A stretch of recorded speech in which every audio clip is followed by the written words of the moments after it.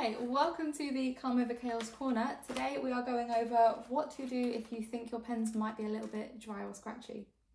Because it might be, there's a better way to use them. Right, so one of the biggest questions we get in our inbox is people basically email and they say, my pens are really dry and scratchy and they don't look like the videos. So we often get a photo that just looks a little bit like this. People are saying that their pens are just turning out like this, they're all dry and scratchy. So the reason that that's normally the case is that you're using the pen as more of a felt tip than a brush pen, which I don't blame you for at all, because most of us have only learnt there's one way to use a pen. Most people will go in with a felt tip like this and they will just colour. And as you can see, looks like it's coming out dry and scratchy. If I grab another colour example, it's the same again. That's just if you're going in super quickly and just going, oh god, it looks like there's no ink coming out. Whereas what you want to do is first of all completely re-angle the way you're using the pen. So rather than going like this, like a colouring pen, or God forbid, please don't do this, like straight onto the paper, I would say you need to make it at a 45-degree angle and make sure you are far enough away from the paper. And what you want to do is just go downwards in really gentle, slow strokes. And can you see the difference there that makes? You can colour over it as many times as you like as well, if you want to have that real like streak-free creamy look.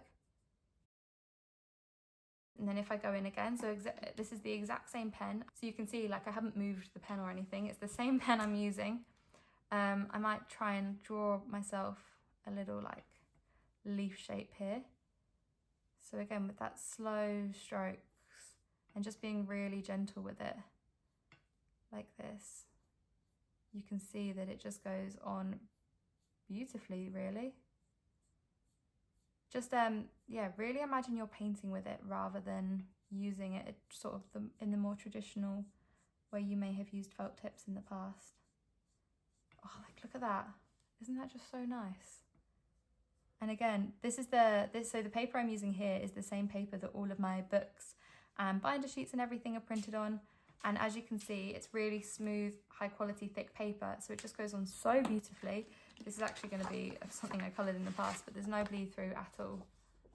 They just go on in a block colour. And then the final one I had was this blue.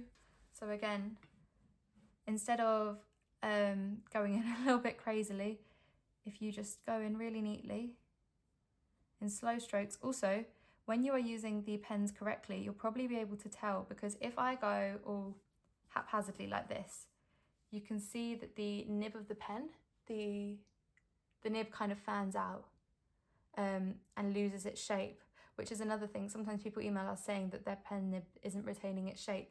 Whereas if you're using the pen nib correctly, as soon as you start using it correctly again, you can see that the pen nib shape is perfect. If I do a little square here,